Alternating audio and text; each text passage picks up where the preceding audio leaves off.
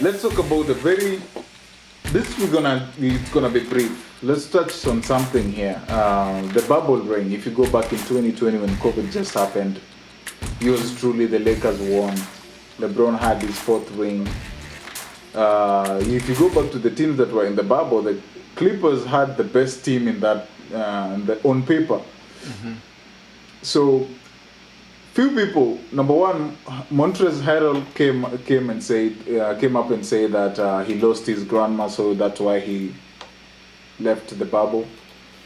And then Louis Williams in PG's podcast by Paul George, also retaliated and said, hey, at the bubble, we had rumors that people were not going to respect the championship that would be won at the bubble, so we kind of,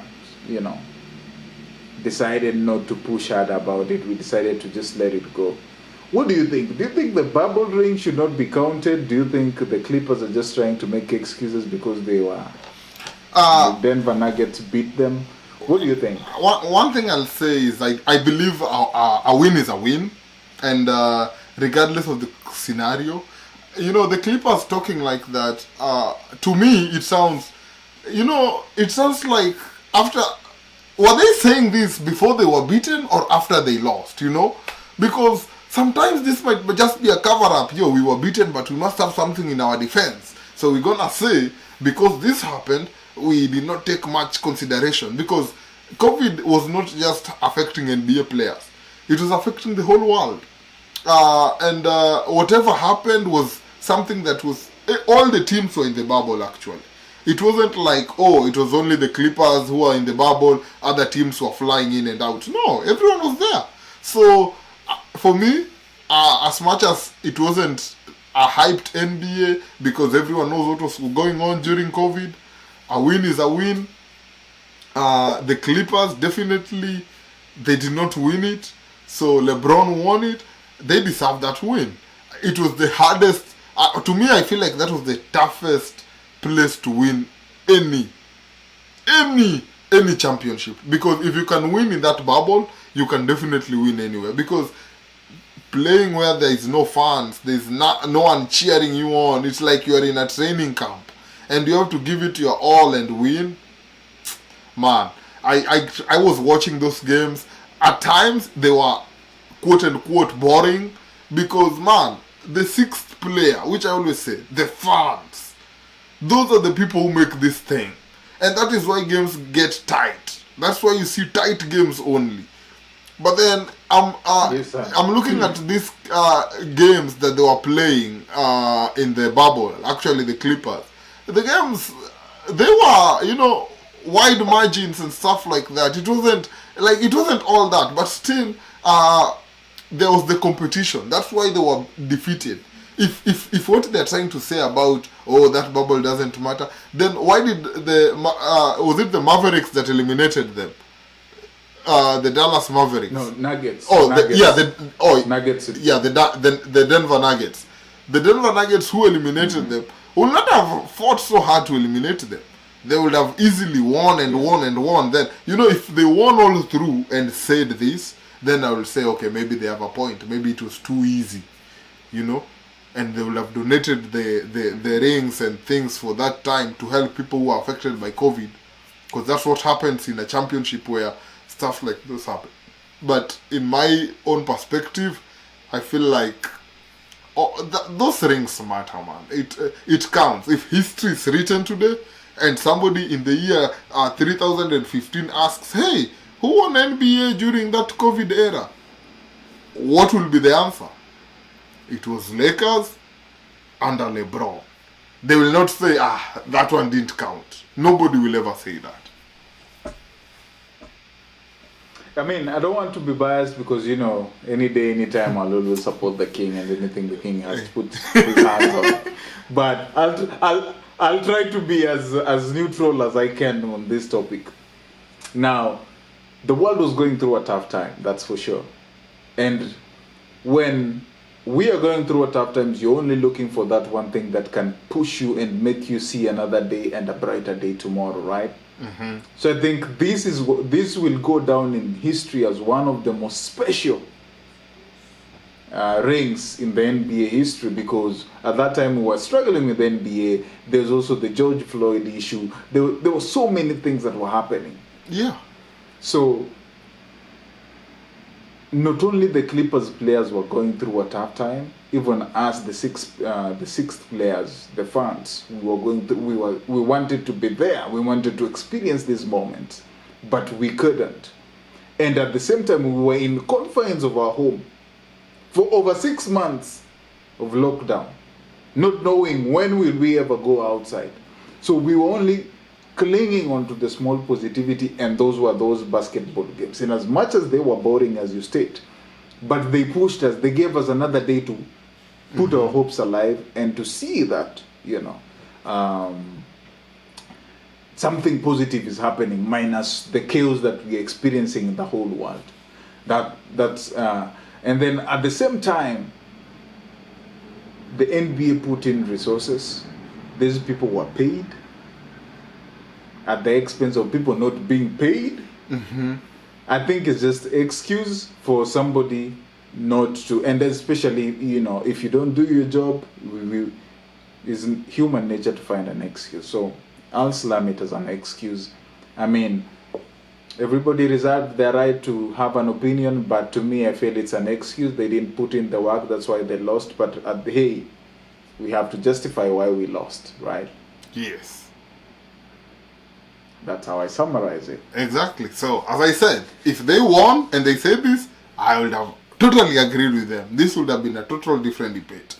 But they lost, then they say this. Scrap that. Let's go to something really interesting. For the very first time in the NBA, we've seen something that has never been done before. Hey! The NBA introduced something called the in-season tournament. Oh! Yes. It started on November 4th. Yes. And now it's being played every Tuesday and Friday. Now, teams have been pooled in different groups, the East and the West, but everybody has a different group. And then once this group, everybody qualifies, everybody will fly into Las Vegas. The people who goes to the knockout stage, they go into Las Vegas, and then showtime, baby. Now, so far, the team that has played the most games has only played 3 games. Give me your thoughts. Which, so far, the in-season tournament, I want to know who has impressed you, who is most likely to win this game, or this tournament, and who is your MVP so far? Take it away, my brother. Take it. All right, so in this in-season tournament, one thing I will say, the person that has, I'll start quick. The person that is really impressing me in this in-season tournament, I will definitely be going up north to my friend Anthony Edwards in Minnesota Timberwolves. This guy is one to watch out for. This guy is playing this in-season tournament like there is no tomorrow. This guy is impressing me with everything that he does. He was drafted in the year 2020. This is his prime year, the 3rd year since he got drafted. And that's when we say people get their claws off and they play their best. They have won some games. I believe there is some. I don't think they are yet to lose any. Let me just double check here. Yeah, they've won 2 games. They've played 2, won 2. Yeah, but I'm just saying as a player. And one of those games, the Timberwolves beat the Denver Nuggets. Yes, and we talked, and I remember we talked about it. And just today, they have also just whooped New Orleans Pelicans by a whisker. So this guy is one to really watch out for, Mr. Anthony Edwards. His game is unique. He's iconic. I think he is a person whose time has come, and it is his time to shine. So that is my player to watch out for. When it comes to the MVP, I'm about to tell you something that you will be shocked, but without favoring. Tell me. Without favoring, man, as it is right now, the player who has the most field goal attempts in the in-season tournament, I'm not talking of outside or anything. I'm talking of the player who Yes, is sir. when Yes, he's sir. in the game, Yes, sir. he wants this in-season championship. And I've been looking at this player. He's been playing as if, and this player is known for his hand for gold. The king. The king is fighting for this. I don't know, and I don't know if it's the Lakers or these people are an embarrassment.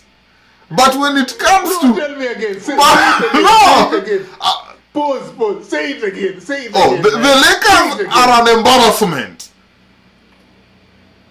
Embarrassment. That's what I said. You said to say it again. What did you just say?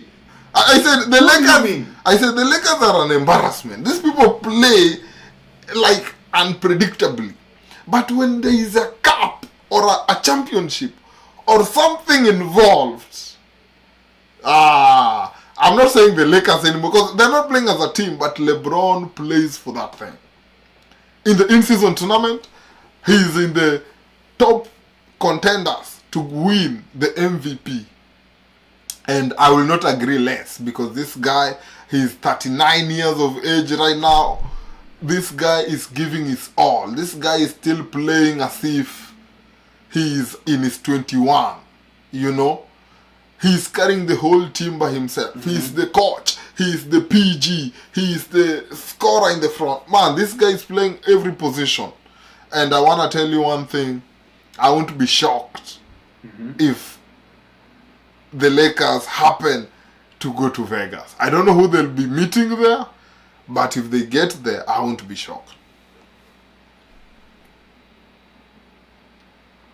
For the very first time since we ever started this podcast. Okay? I'm an honest For the man. very first time. I'm an honest man. You're speaking sense. I give it to you. For the very first time since we started this podcast, I don't know how many episodes we've done, but we've done many. 5. You've made sense. And I salute you. Allow me to salute you for the very first time. Thank you. But isn't it true? Have you seen how LeBron has been playing? I can't agree more, man. In-season tournament, the most informed team currently is the Lakers. Yours truly. Lakers. And Yes. They are at the top with 14 the points. MVP, Yeah. yeah, they've won all the games, 3 games so far. I think they played the most games, won all the 3. On Tuesday we're playing the Utah Jazz. Hopefully we can beat them and then solidify this thing. We meet in Vegas. But as it is, we are there. And I will be longing to see. MVP. Okay, go ahead. Finish. My MVP, of course, the King. I mean, he's been challenged closer because Indiana Pacers are also doing good. Yeah, there's this guy. I have him here. Tyrese Haliburton. Haliburton, yes, Mr. Haliburton Yes, from sir. Indiana Pacers. He's actually currently the best player in the in-season tournament. Yeah, they're neck to neck with the King. So I'm watching out. I'm happy for this guy because he's still young. You know, the boy can ball. The boy can ball, and he's a problem. And I'm happy to see that, you know, young kids come, you know, show up and, you know, go to work. Unlike what we are used to, the Giannis, the Damian Lillard, the Steph Curry. Yes. I mean, LeBron is not a no-brainer. He's a no-brainer, but, you know, he's the king, man. Yeah. But I'm glad, and also you talk about Anthony Edwards. I think it's good to see these the young kids, you know, owning up and taking care of business the way it's supposed to be. So my MVP, I mean, I don't want to be biased. I wouldn't be happy if Tyrese Haliburton, if it was to end today. I mean, we still have plenty of games to come. Yeah. But if it were to end today and they would give it to Tyrese Haliburton, I would be still happy. Yes. He's a player. Because he deserves it. He's been balling since the tournament began.